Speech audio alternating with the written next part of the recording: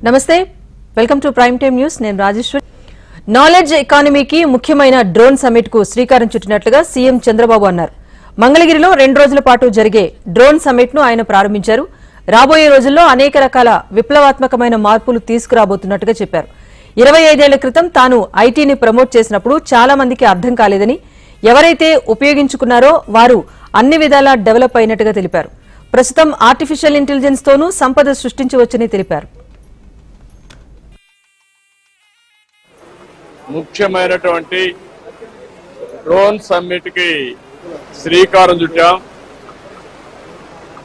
రాబోయే రోజుల్లో అనేకమైనటువంటి రెవల్యూషనరీ చేంజెస్ రాబోతున్నాయి మనమందరం కూడా ఒక ఇన్స్పైరింగ్ టైమ్స్ లో ఉన్నాము 25 ఏళ్లకు మునుపు నేను ఐటీని ప్రమోట్ చేసినప్పుడు చాలా మందికి అర్థం కాలేదు ఎవరైతే ఉపయోగించుకున్నారో వాళ్ళంతా కూడా ఈరోజు ఉన్నతమైన స్థానానికి రీచ్ అయ్యే పరిస్థితికి వచ్చారు ఆర్థికంగా కానీ క్యారియర్ పరంగా కానీ అన్ని విధాలా ఇప్పుడు ఐటీ ఆర్టిఫిషియల్ ఇంటెలిజెన్స్ వరకు వెళ్ళింది అదే సమయంలో భవిష్యత్తులో డేటా అనేది చాలా ముఖ్యం డేటా గానుంటే ఆర్టిఫిషియల్ ఇంటెలిజెన్స్ ఉపయోగిస్తే చాలా వరకు అది ఒక పెద్ద సంపదగా తయారవుతుంది ఒక మెడికల్ రికార్డ్స్ కానీ అగ్రికల్చర్ కానీ ఏదైనా సరే డేటా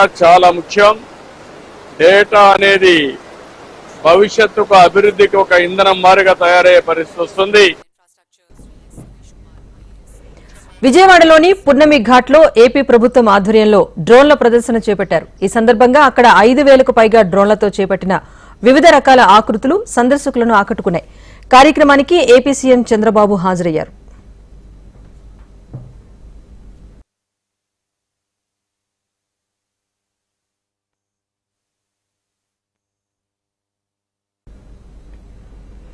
రైతులకు ఎన్నడూ లేని విధంగా పెద్ద ఎత్తున ధాన్యం కొనుగోలు కేంద్రాలను ఏర్పాటు చేశామని ఏపీ పౌర సరఫరాల శాఖ మంత్రి నాదెండ్ల మనోహర్ తెలిపారు ఏలూరు కలెక్టరేట్లో అధికారులతో మంత్రి నాదెండ్ల సమీక్షా సమావేశం నిర్వహించారు గతంలో ఎప్పుడూ లేని విధంగా ధాన్యం విక్రయించిన రైతులకు 48 గంటల్లోనే డబ్బులను రైతు ఖాతాల్లో చేర్పించే చర్యలు తీసుకున్నామన్నారు వరదలు వర్షాల కారణంగా పంటల నష్ట నివారణకు ఒక ప్రణాళిక రూపొందిస్తున్నట్టుగా తెలిపారు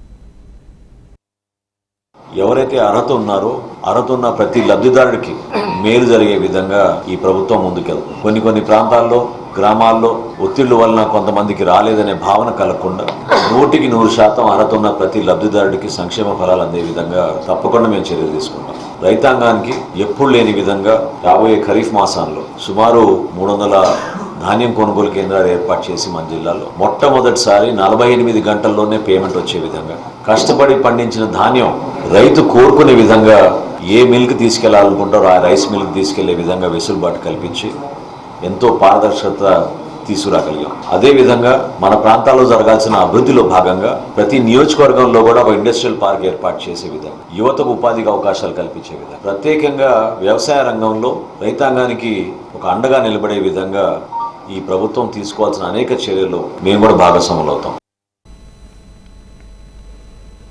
ఏపీలో శాంతి భద్రతలు క్షీణించాయని టీడీపీ హయాంలో మహిళలకు రక్షణ కరవైందని వైసీపీ విమర్శలు గుప్పిస్తోంది ఈ నేపథ్యంలో మాజీ సీఎం జగన్ రేపు గుంటూరు వైఎస్సార్ కడప జిల్లాలో పర్యటించనున్నారు హత్యాచారాలకు గురైన యువతుల కుటుంబాలను ఆయన పరామర్శించనున్నారు బాధితులను కలిసి వారికి భరోసా కల్పించనున్నారు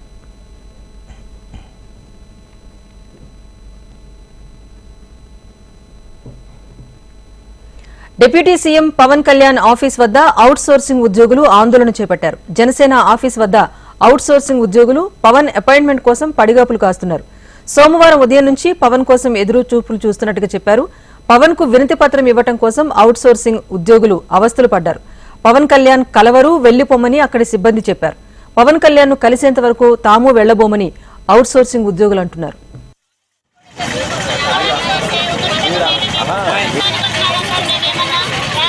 సరే మనకి అదే మంచిదే అంత మంచిదే అది కూడా మంచి సపోర్ట్ చేసిన అర్థమవుతుంది.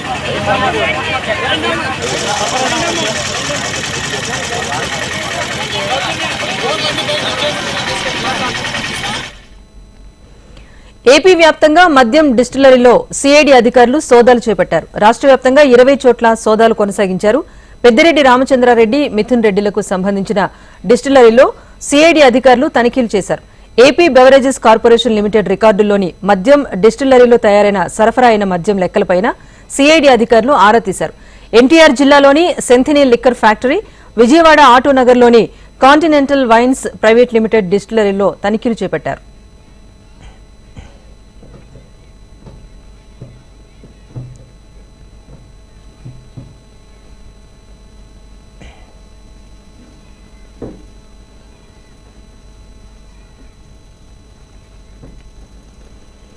కాళేశ్వరం వ్యవహారంలో రేపటి నుంచి మళ్లీ క్రాస్ ఎగ్జామినేషన్ జరగనుంది. ఇంజనీర్లు, రిటైర్డ్ ఇంజనీర్లు, ఉన్నతాధికారులను న్యాయ విచారణ జరుపుతున్న జస్టిస్ పీసీ ఘోష్ విచారించబోతున్నారు.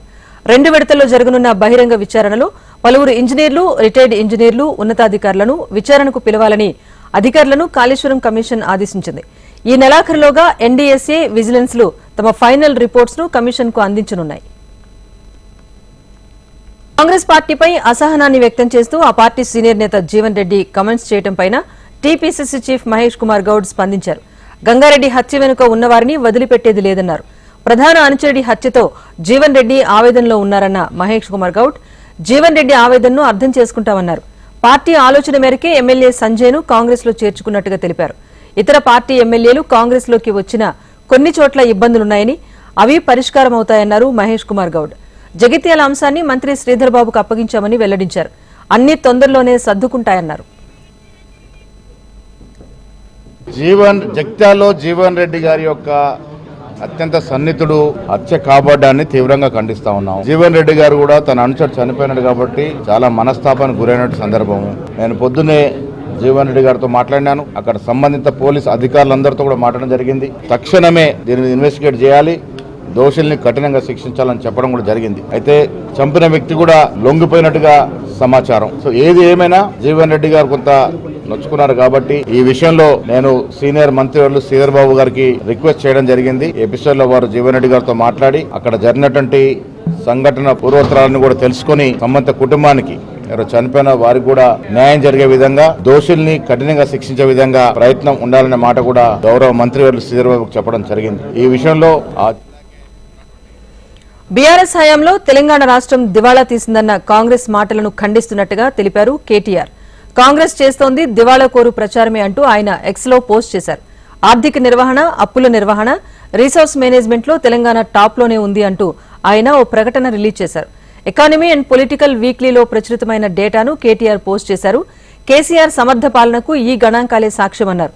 కాంగ్రెస్ చేసింది బూటకపు ప్రచారమని తేలిపోయిందన్న ఆయన 6 గ్యారంటీలు, 420 హామీలు అమలు చేసేందుకు చేతకాకే రాష్ట్ర ప్రయోజనాలను తాకట్టు పెట్టేలా విష ప్రచారం చేస్తున్నారని మండిపడ్డారు.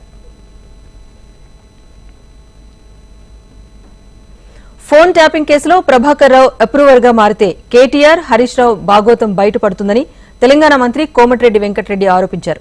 హరీష్ రావు, కేటీఆర్ ఓసారి ఇప్పటికే అమెరికా వెళ్లొచ్చారని అన్నారు. ఐపీఎస్ ఆఫీసర్ గా ఉన్న ప్రభాకర్ రావు 11 నెలలుగా అక్కడే ఉండటం, ఈ విషయం వెనక ఆంతర్యమేంటని ఆయన ప్రశ్నించారు. తెలంగాణ పోలీసులు లుకౌట్ నోటీసులు జారీ చేసినప్పటికీ స్పందన లేదన్నారు. ఎంతో మంది వ్యాపారస్తులు, సినిమా యాక్టర్ల ఫోన్లను ట్యాప్ చేసి బెదిరింపులకు పాల్పడ్డారంటూ ఆరోపించారు. ఫోన్లు ట్యాపింగ్ చేశామని, తమ పాత్ర బయటపడుతుందనే కారణంతోనే ప్రజలను తప్పుదోవ పట్టించేలా ప్రభుత్వంపై ఆరోపణలు చేస్తున్నారని మంత్రి కోమటిరెడ్డి విమర్శించారు. మూసీ మీద వీళ్ళు చేసే మాటలు, వీళ్ళు చేసిన కాళేశ్వరం మేడిగడ్డ ఎందుకు కూలిపోయింది, 1,50,000 కోట్లతో 60,000 ఎకరాలకే నీళ్లు ఇవ్వడం, మల్లన్న సాగర్ ప్రాజెక్టు కట్టి దాన్ని వృధాగా వదిలిపెట్టి దాని కింద ఉన్న ఆయకట్టు కూడా ప్రాజెక్టులు ఎయిర్పోర్ట్ చేయడం, నిజంగా ఇన్ని తప్పులు చేసి రేపు ఫోన్ ట్యాపింగ్ లో ప్రభాకర్ రావు, ఒకసారి హరీష్ రావు గారు అమెరికా పోయి వచ్చిండు, ఒకసారి కేటీఆర్ పోయి వచ్చిండు. యూ డోంట్ కమ్ ఆకే ఆయన వచ్చి అప్రూవర్ గా మారిపోతే వీళ్ళందరి పేరు బయటకు వస్తే అందరు కూడా, ఎందుకంటే telegraphic act is very strict. వీళ్ళు రావద్దని ఆయన కూడా ఐపీఎస్ ఆఫీసర్ గా ఉండి అమెరికాలో దాదాపు 10 నెలలు 11 నెలలు అవుతుంది. అమెరికాలో వారం రోజులు ఉంటేనే బోరు కొడుతుంది. ఈయనకి ఏం పని 11 మంత్కి రానిస్తలేరంటే అది కేటీఆర్ పోయిండు. ఒకసారి అమిత్ షా గారిని సెంట్రల్ హోమ్ మినిస్ట్రీకి మా వారు మా police department, Telangana police department lookout నోటీస్కు ఆయన తీసుకొచ్చి అడిగితే ఇప్పటికి సెంట్రల్కి వెళ్ళి రెస్పాన్స్ లేదు. ఆయన ఎప్పటికైనా రాక తప్పదు. వచ్చిన తర్వాత ఇలా అన్ని బాటకాలన్నీ టెలిఫోన్ చట్టం మీద ఎంతమంది ఆఫీసర్స్ని, ఇండస్ట్రీస్ని, బిజినెస్ మెన్ని, సినిమా యాక్టర్లని వీళ్ళు టెలిఫోన్ చేసిన వీళ్ళు ట్యాపింగ్ చేసి బయటపడితే వీళ్ళ చరిత్ర క్లోజ్. దాన్ని డైవర్ట్ చేయడానికి భయంగా బతుకుడు ప్రతిరోజు ప్రభుత్వాన్ని విమర్శిస్తున్నారు. శవాలపై రాజకీయం చేసే ఘనత కాంగ్రెస్ కే దక్కుతుందని బీజేపీ ఎంపీ ఈటెల రాజేందర్ విమర్శించారు. దేవాలయాలపై వరుస దాడులు జరుగుతున్నా నిందితులను పట్టుకోకుండా శాంతియుత ర్యాలీలు చేపట్టిన తమపైన అక్రమ కేసులు పెడుతున్నారని సీఎం రేవంత్ పై ఆగ్రహం వ్యక్తం చేశారు. సీఎంకు తమపై అంత ద్వేషభావం ఎందుకు అంటూ ప్రశ్నించారు. సీఎంలను మార్చేందుకు మత కలహాలు సృష్టించిన నీచ చరిత్ర కాంగ్రెస్ పార్టీది అంటూ తీవ్రంగా విమర్శించారు ఈటెల. ప్రశ్నిస్తే సంఘ విద్రోహ శక్తులు అవుతారా అంటూ ఫైర్ అయ్యారు. ఎందుకు రేవంత్ రెడ్డి గారికి మా ప్రజలు తెచ్చేటువంటి ప్రయత్నం చేయదు? కానీ మనలాంటి వాళ్ళం ఇట్లా మన గుండెలు గాయపడితే ప్రశ్నిస్తే మాత్రం మనం సంఘ విద్రోహ శక్తులుగా, మనం మతోన్మాదులుగా, మనం లా అండ్ ఆర్డర్ బ్రేక్ చేస్తున్న వారిగా ముద్రేసినటువంటి దుర్మార్గమైన కల్చర్ మొదటి నుంచి కూడా కాంగ్రెస్ పార్టీకి అలవాటు. నేను అడుగుతా ఉన్నా, కాంగ్రెస్ పార్టీ కల్చర్ ఎంత నీచమైన కల్చర్ అంటే మర్చిపోలే. విత్ ఇన్ ద పార్టీలో ముఖ్యమంత్రులను మార్చాలన్నప్పుడు కూడా, విత్ ఇన్ ద ప్రభుత్వంలో ఒక ముఖ్యమంత్రి దించాలని, ఇంకో ముఖ్యమంత్రి రావాలంటే కూడా మత కలహాలు సృష్టించినటువంటి party Congress party. Telangana CM Revanth Reddy Kerala పర్యటనకు వెళ్లారు. వాయనాడు ఉప ఎన్నికల నేపథ్యంలో బుధవారం ఉదయం ఆ పార్టీ కీలక నేత ప్రియాంక గాంధీ ఎంపీగా నామినేషన్ దాఖలు చేయబోతున్నారు. ఈ క్రమంలోనే ఆమె నామినేషన్ కార్యక్రమంలో సీఎం రేవంత్ రెడ్డి పాల్గొన్నారు. అయితే గత లోక్సభ ఎన్నికల్లో వాయనాడుతో సహా రాయ్బరేలీ నుంచి కాంగ్రెస్ అగ్రనేత రాహుల్ గాంధీ పోటీ చేసి 2 చోట్ల విజయం సాధించారు. దీంతో ఆయన రాయ్బరేలీ నుంచి ఎంపీగా కొనసాగేందుకు నిర్ణయం తీసుకోగా వాయనాడ్ ఎంపీ స్థానానికి ఉప ఎన్నిక జరుగుతోంది. ప్రియాంక నామినేషన్ కార్యక్రమానికి కాంగ్రెస్ అగ్రనేతలు సోనియా గాంధీ, రాహుల్ గాంధీ, కాంగ్రెస్ అధ్యక్షుడు మల్లికార్జున ఖర్గే హాజరు కానున్నారు. తెలంగాణలో రెండో రోజు గ్రూప్ 1 మెయిన్స్ పరీక్షలు ప్రశాంతంగా జరిగాయి. మధ్యాహ్నం 2 గంటల నుంచి 5 గంటల వరకు పరీక్ష నిర్వహించారు. మొత్తం గ్రూప్ 1 అభ్యర్థులు 31,383 మంది కాగా రెండో రోజు 21,817 మంది హాజరయ్యారు. 69.4% మంది అభ్యర్థులు రెండవ రోజు పరీక్ష రాశారు. రంగారెడ్డి, హైదరాబాద్, మేడ్చల్లో 46 సెంటర్లలో ఎగ్జామ్ నిర్వహించారు.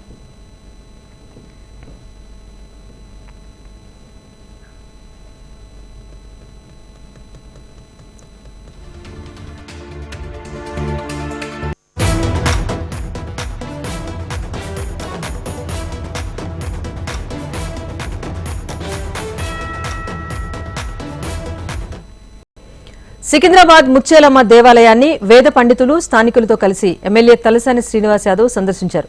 విగ్రహ పునఃప్రతిష్టపై స్థానికులతో కలిసి చర్చించారు. విగ్రహ ప్రతిష్ట కార్యక్రమం 3 రోజుల పాటు శాస్త్రోక్తంగా నిర్వహిస్తామని తలసాని తెలిపారు. అమ్మవారి 3.5 అడుగుల రాతి విగ్రహాన్ని స్థాపించి 3 రోజుల పాటు కుంభాభిషేకం, శాంతి పూజ, యంత్ర స్థాపనతో పాటు అమ్మవారి ప్రతిష్టాపన కార్యక్రమాలు నిర్వహిస్తామన్నారు. మరి ఈ ప్రాంతాన్ని బస్తీలు తిరిగినటువంటి వాళ్ళం, మన దగ్గర అన్ని బస్తీలలో పవిత్రమైనటువంటి దేవాలయాలు ఉంటాయి. అట్లాగే ముత్యాలమ్మ దేవాలయం కూడా ఈ బస్తీలో ఉన్న వాళ్ళ నిలవెల్పు. రెండోది టెంపుల్కు కమిటీ ఉన్నది, వాళ్ళు వంశ పారంపర్యంగా ఈ దేవాలయాన్ని మెయింటైన్ చేసుకుంటూ రావడం జరుగుతుంది. అయితే మొన్న జరిగినటువంటి సంఘటన ఈ మధ్యకాలంలో చాలా దారుణమైన, ఘోరమైన, దుర్మార్గమైనటువంటి సంఘటన జరిగింది. మనందరికీ తెలుసు. మనము సీసీ కెమెరాల్లో కూడా ఆ విజువల్స్ చూసినాం. అంటే కాలుతో తన్నడం, అమ్మవారిని తన్నడం, తర్వాత పోలీసు వాళ్ళు కూడా యాక్షన్లోకి రావడం. రెండోది అన్ని సంఘాలు, అన్ని పొలిటికల్ పార్టీస్ కావచ్చు, అందరూ కూడా సపోర్ట్ చేశారు. హైదరాబాద్ ఇందిరా పార్క్ వద్ద బీజేపీ తలపెట్టిన ధర్నాపై తెలంగాణ మంత్రి సీతక్క విమర్శలు చేశారు. ఇందిరా పార్క్ వద్ద కాదు, కేంద్ర ప్రభుత్వం ఎదుట ఆ పార్టీ అధ్యక్షుడు కిషన్ రెడ్డి ధర్నా చేపట్టాలని ఎద్దేవా చేశారు. మూసీ డెవలప్మెంట్ కు పైసా తీసుకురాని కిషన్ రెడ్డి ఆత్మపరిశీలన చేసుకోవాలని సూచించారు సీతక్క. హైదరాబాద్ లో వరదలొచ్చినప్పుడు బండి పోతే బండి ఇస్తామన్న బీజేపీ ఆ తర్వాత ఎలాంటి సహాయం చేయలేదని విమర్శించారు. ఈ నెల 25న చేయబోతున్న ధర్నాను బీజేపీ విరమించుకోవాలని డిమాండ్ చేస్తున్నట్లు ఓ ప్రకటన విడుదల చేశారు మంత్రి సీతక్క. అంధకారపు అణచివేత పొరలను చీలుస్తూ ఉదయించిన ఆదివాసీ వీరుడు కొమరం భీమని అన్నారు తెలంగాణ అటవీశాఖ మంత్రి కొండా సురేఖ. కొమరం భీం జయంతి సందర్భంగా తెలంగాణ సచివాలయంలోని తన ఛాంబర్లో కొమరం భీం చిత్రపటానికి కొండా సురేఖ పుష్పాంజలి ఘటించారు. ఆత్మగౌరవ పోరాటాలకు, అస్తిత్వ ఉద్యమాలకు కొమరం భీం గొప్ప స్ఫూర్తినిచ్చారని ఆమె కొనియాడారు. ఆయన ఆశయాల సాధనే లక్ష్యంగా కాంగ్రెస్ నేతృత్వంలోని ప్రజాప్రభుత్వం అంకితభావంతో పనిచేస్తోందని కొండా సురేఖ అన్నారు. తెలంగాణ ప్రభుత్వం ప్రవేశపెట్టిన ప్రజావాణి కార్యక్రమం అద్భుతమంటూ ప్రశంసించింది army, navy, air force, all India అధికారుల బృందం. మహాత్మా జ్యోతిబా పూలే ప్రజాభవన్లో రాష్ట్ర ప్రణాళిక సంఘం చైర్మన్ చిన్నారెడ్డి, ప్రజావాణి నోడల్ అధికారి దివ్యలతో అధికారులు సమావేశమయ్యారు. ఈ సందర్భంగా ప్రజావాణి నిర్వహిస్తున్న తీరును వారికి వివరించారు. ప్రజావాణి కార్యక్రమంలో ప్రజల అర్జీలు అందజేసిన వెంటనే సీఎం ప్రజావాణి పోర్టల్ ద్వారా సంబంధిత శాఖల అధికారులకు పంపుతామని, సీఎం ప్రజావాణి పేరిట రసీదు కూడా ఇస్తామని చెప్పారు. వారి సమస్య పరిష్కారం అయ్యేంత వరకు నిరంతరం ఫాలోఅప్ చేస్తామని తెలిపారు. మాజీ ఎమ్మెల్యే చెన్నమనేని పౌరసత్వ పిటిషన్ పైన తుది తీర్పు వాయిదా పడింది. ఇవాళ తీర్పు వెలువరించాల్సి ఉండగా మరిన్ని అంశాలను ప్రస్తావించింది హైకోర్టు. చెన్నమనేని పాస్పోర్ట్ పైన న్యాయవాదిని ప్రశ్నించిన హైకోర్టు ఇన్ని రోజులు ఎలా ట్రావెల్ చేశారని ప్రశ్నించింది. జర్మనీ పాస్పోర్ట్ తో ట్రావెల్ చేశారని న్యాయస్థానానికి తెలిపిన లాయర్ పాస్పోర్ట్ ప్రామాణికం కాదని వివరించారు. అయితే ఇండియన్ పాస్పోర్ట్ ఉందా లేదా అని ప్రశ్నించగా లేదని కోర్టుకు తెలిపారు చెన్నమనేని తరపు న్యాయవాది. అన్ని వాదనలు పరిగణలోకి తీసుకున్నామన్న హైకోర్టు తీర్పును వాయిదా వేసింది. వనపర్తి జిల్లా పెబ్బేరు మున్సిపల్ కార్యాలయంలో ఏసీబీ సోదాలు నిర్వహించింది. 20,000 రూపాయల లంచం తీసుకుంటూ municipal commissioner Adisesh red handed గా దొరికిపోయాడు. పెబ్బేరుకు చెందిన ఓ కాంట్రాక్టర్ రోడ్ వర్క్స్, పెయింటింగ్ బిల్లులు మంజూరు కోసం కమిషనర్ ఆదిశేషు లంచం డిమాండ్ చేశాడు. కాంట్రాక్టర్ ఏసీబీ అధికారులకు సమాచారం అందించాడు. 20,000 రూపాయల లంచం తీసుకుంటూ మున్సిపల్ కమిషనర్ ఆదిశేషు పట్టుబడినట్లుగా Mahabubnagar ACB DSP Srikrishna Goud తెలిపారు. ఇక ఆదిశేషు లంచం తీసుకుంటూగా ఉండగా రెడ్ హ్యాండెడ్ గా పట్టుబడ్డాడు. ఆయన ఆస్తులపైన కూడా ఆరా తీస్తోంది ACB. Mahabubnagar ACB DSP Srikrishna Goud ఆధ్వర్యంలో వనస్థలిపురంలోని కమిషనర్ ఆదిశేషు ఇంట్లో సోదాలు జరుపుతున్నారు అధికారులు.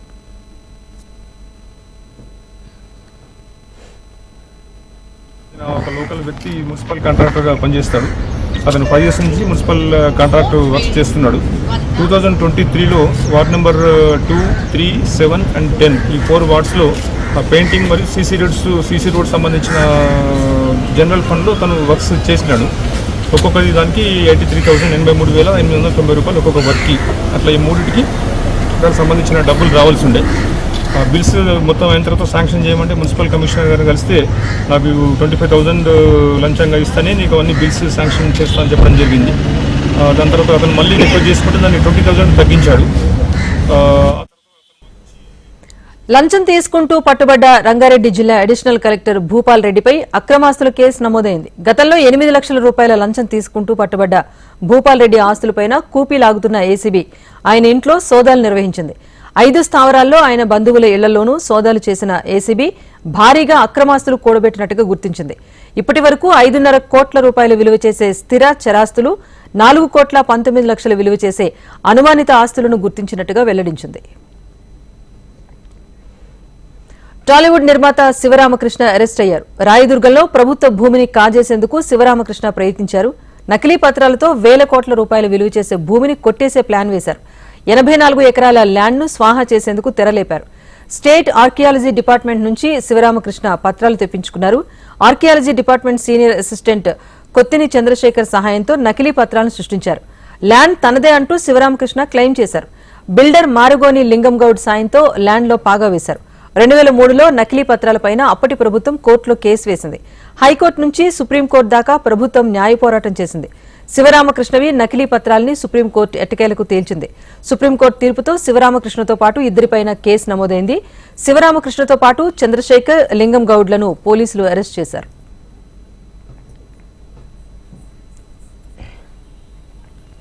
విజయనగరం జిల్లా కెంగువలో డయేరియా వ్యాప్తి కలకలం రేపుతోంది. వాంతులు, విరేచనాలతో ప్రజలు ఆసుపత్రులకు క్యూ కడుతున్నారు.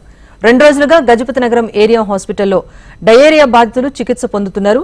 గజపతి నగరం హెల్త్ కమ్యూనిటీ సెంటర్లో 6 చికిత్స పొందుతూ ఉండగా విజయనగరం సర్వజన హాస్పిటల్లో 2 బాధితులకు వైద్యులు చికిత్స అందిస్తున్నారు. డయేరియా తీవ్రంగా ప్రబలటంతో కెంగువా గ్రామంలో మెడికల్ క్యాంప్ ఏర్పాటు చేశారు వైద్య సిబ్బంది. అయితే గ్రామంలో డయేరియా అదుపులోనే ఉందంటున్నారు డాక్టర్లు. బంగాళాఖాతంలో ఏర్పడిన వాయుగుండం ఈ నెల 24న బలపడనుందని విశాఖ వాతావరణ శాఖ అధికారి తెలిపారు. పారాదీప్కు ఆగ్నేయంగా 650 కిలోమీటర్ల దూరంలో వాయుగుండం కేంద్రీకృతమై ఉందని, ఈ నెల 24న తుపానుగా మారనుందని వెల్లడించారు. అది మరింత బలపడి తీవ్ర తుపానుగా మారే అవకాశం ఉందన్నారు. పశ్చిమ బెంగాల్ సమీపంలో తుపాను తీరం దాటనుందని, ఏపీలోని అన్ని పోర్టులకు మొదటి నెంబర్ ప్రమాద హెచ్చరిక జారీ చేశామని వాతావరణ శాఖ పేర్కొంది. అటు ఏపీ ప్రభుత్వం ఉత్తరాంధ్ర, రాయలసీమ జిల్లాలకు హై అలర్ట్ ప్రకటించింది. పశ్చిమ బెంగాల్, ఒడిశాలపైన ధానా తుపాను ప్రభావం ఉంటుందని వెల్లడించింది. ఈ నేపథ్యంలో కోల్కతా, చెన్నై మార్గంలో రైలు సర్వీసులను నిలిపేసింది ఈస్ట్ కోస్ట్ రైల్వే. రేపటి నుంచి 25వ తేదీ వరకు 66 ట్రైన్ సర్వీసెస్ రద్దయ్యాయి. తమిళనాడు పరిసర ప్రాంతాల్లో ఏర్పడిన ఉపరితల ఆవర్తన ద్రోణి బలహీనపడింది. దీని ప్రభావంతో తెలంగాణలోని పలు జిల్లాల్లో 3 రోజుల పాటు ఉరుములు, మెరుపులతో కూడిన తేలికపాటి నుంచి మోస్తరు వర్షాలు కురిసే అవకాశం ఉందని వాతావరణ శాఖ తెలిపింది. ఉమ్మడి ఖమ్మం, నల్గొండ, మహబూబ్నగర్, వరంగల్, రంగారెడ్డి, హైదరాబాద్తో పాటు కామారెడ్డి జిల్లాలకు వర్ష సూచన చేసింది వాతావరణ శాఖ. ఈ జిల్లాలకు ఎల్లో అలర్ట్ జారీ చేసింది. ఉత్తర అండమాన్ సముద్ర ప్రాంతంలో కొనసాగిన అల్పపీడనం పశ్చిమ వాయువ్య దిశగా కదులుతూ ఈ ఉదయం వాయుగుండంగా మారింది. ఇది పశ్చిమ వాయువ్య దిశగా కదులుతూ మరింత బలపడి రేపు తూర్పు మధ్య బంగాళాఖాతంలో తుపానుగా మారే అవకాశం ఉందని వాతావరణ శాఖ వెల్లడించింది. ఎల్లుండి ఉదయానికి తీవ్ర తుపానుగా ఉధృతి చెంది ఒడిశా, పశ్చిమ బెంగాల్ మధ్య తీరం దాటే అవకాశం ఉందని వాతావరణ శాఖ అంచనా వేసింది. బ్రిక్స్ సదస్సులో పాల్గొనేందుకు రష్యాకు వెళ్లిన ప్రధాని నరేంద్ర మోదీ ఆ దేశ అధ్యక్షుడు వ్లాదిమిర్ పుతిన్తో భేటీ అయ్యారు. బ్రిక్స్ సదస్సుకు ముందుగా కజాన్లో ఇరు దేశాల అధినేతలు భేటీ అయ్యారు. ఈ సందర్భంగా 2 దేశాల ద్వైపాక్షిక అంశాలపైన వారు చర్చించారు. ద్వైపాక్షిక బంధాలను మరింత బలోపేతం చేసుకుని పరస్పర సహకారాన్ని అందించుకుంటూ అభివృద్ది చెందాలని సదస్సులో నిర్ణయించారు. బ్రిక్స్ కూటమి 16వ శిఖరాగ్ర సదస్సు ఎల్లుండి వరకు కొనసాగనుంది. ప్రపంచ అభివృద్ది, భద్రత కోసం బహుళపక్షవాదాన్ని బలోపేతం చేయటం ఈ ఏడాది సదస్సు యొక్క ప్రధాన నినాదం. బెంగళూరులో ఘోర ప్రమాదం జరిగింది. ఎడతెరిపి లేకుండా కురుస్తున్న వర్షాల ధాటికి నిర్మాణంలో ఉన్న ఓ బిల్డింగ్ అకస్మాత్తుగా కుప్పకూలిపోయింది. ఈ ఘటనలో 3 మృతి చెందినట్టుగా తెలుస్తోంది. మరో 14 మంది కూలీలు శిథిలాల క్రిందే చిక్కుకున్నట్టుగా అధికారులు అంచనా వేశారు. వారిని కాపాడేందుకు రెస్క్యూ టీమ్స్ రంగంలోకి దిగాయి. కాగా ఈ ప్రమాద ఘటన దృశ్యాలు అక్కడున్న సీసీ కెమెరాలో రికార్డ్ అయ్యాయి.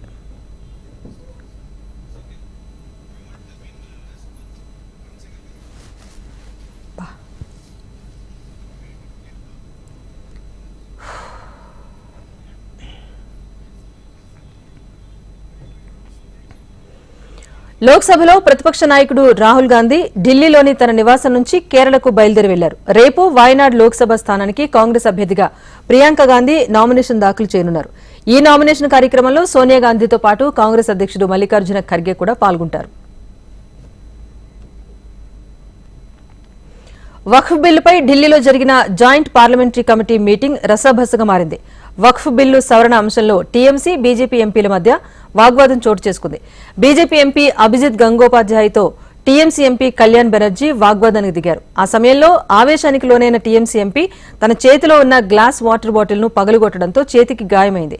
ఎంఐఎం చీఫ్ అసదుద్దీన్ ఓవైసీ, ఆప్ నేత సంజయ్ సింగ్ టీఎంసీ ఎంపీ కళ్యాణ్ బెనర్జీని చికిత్స కోసం బయటకు తీసుకొచ్చారు. బీజేపీ ఎంపీ జగదాంబిక పాల్ నేతృత్వంలో జేపీసీ మీటింగ్ జరిగింది. రిటైర్డ్ జడ్జిలు, లాయర్ల ప్యానెల్ ఇచ్చిన అభిప్రాయాలను ఈ సమావేశంలో చర్చించారు. అయితే శాసన ప్రక్రియలు, నిపుణుల అభిప్రాయాలు ఎందుకు ఉన్నా అన్న కోణంలో ఎంపీ బెనర్జీ ప్రశ్నించినట్టుగా తెలుస్తోంది. రాజకీయ ప్రయోజనాల కోసమే వక్ఫ్ సవరణ బిల్లును అధికార పార్టీ తీసుకొచ్చిందని ఆయన వాదించారు. అయితే ముస్లిం వర్గాన్ని ఆ బిల్లుతో టార్గెట్ చేసినట్టుగా ఆయన పేర్కొన్నారు. అదే సమయంలో బీజేపీ నేతలు ఆ బిల్లును సమర్థించారు. ఉత్తరప్రదేశ్ ప్రభుత్వం బుల్డోజర్ చర్యలపై సుప్రీంకోర్టు ఆగ్రహం వ్యక్తం చేసింది. కోర్టు ఆదేశాలను ధిక్కరిస్తే చర్యలు కఠినంగా ఉంటాయంటూ పరోక్షంగా సీఎం యోగి ఆదిత్యనాథ్ను ప్రభుత్వాన్ని హెచ్చరించింది కోర్టు. యూపీలో బుల్డోజర్ చర్యలపై దాఖలైన పిటిషన్లపై విచారణ పూర్తయ్యే వరకు ఎలాంటి కూల్చివేతలకు ఉపక్రమించవద్దని ఇప్పటికే ఆదేశాలు జారీ చేయగా వాటిని సుప్రీంకోర్టు మరోసారి గుర్తు చేసింది.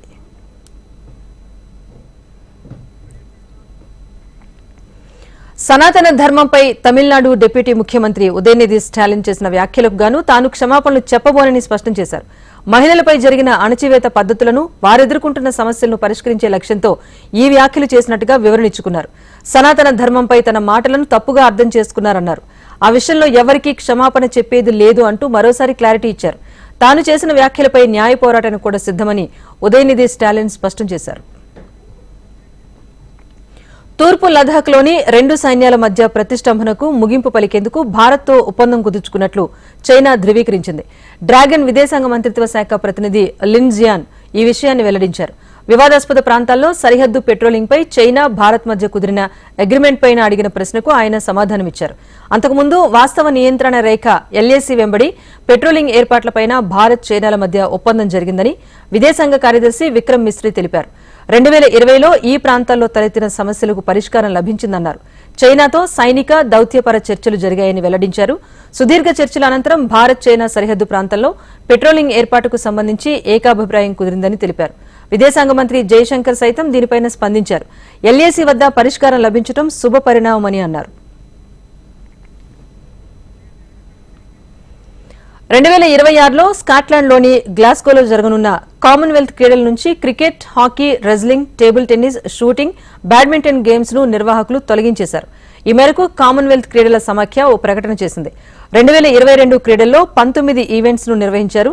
అయితే ఖర్చులను తగ్గించుకోవడం కోసం ఈసారి 10 రకాల ఆటలను మాత్రమే నిర్వహించాలని నిర్ణయించారు. 2022 కామన్వెల్త్ క్రీడల్లో భారత్ మొత్తం 61 పతకాలతో 4వ స్థానంలో నిలిచింది. ఇందులో 22 స్వర్ణాలు, 16 రజతాలు, 23 కాంస్యాలు ఉన్నాయి. ఆటో, మెటల్, ఆయిల్ షేర్లలో అమ్మకాల ఒత్తిడితో స్టాక్ మార్కెట్లు భారీగా నష్టపోయాయి. కార్పొరేట్ ఫలితాలు నిరాశాజనకంగా ఉండటంతో పాటు విదేశీ ఇన్వెస్టర్లు అమ్మకాలకు తెగబట్టడంతో మార్కెట్లు కుప్పకూలాయి. Reliance Industries, HDFC bank, M&M, SBI, L&T సహా పలు షేర్లు భారీగా నష్టపోయాయి. నిఫ్టీ 24,500 పాయింట్ల దిగువకు పడిపోవడం మార్కెట్ సెంటిమెంట్ ను ప్రభావితం చేసింది. ఇక భారీ నష్టాలతో 9.34 లక్షల కోట్ల ఇన్వెస్టర్ల సంపద ఆవిరైపోయింది. మొత్తం మీద సెన్సెక్స్ 931 పాయింట్ల నష్టంతో 80,220 పాయింట్ల వద్ద ముగిసింది. అటు నిఫ్టీ 309 పాయింట్లు కోల్పోయి 24,472 పాయింట్ల వద్ద క్లోజ్ అయింది. ఇది prime time news update. Keep watching HM TV. వార్త ఆగదు, నిజం దాగదు.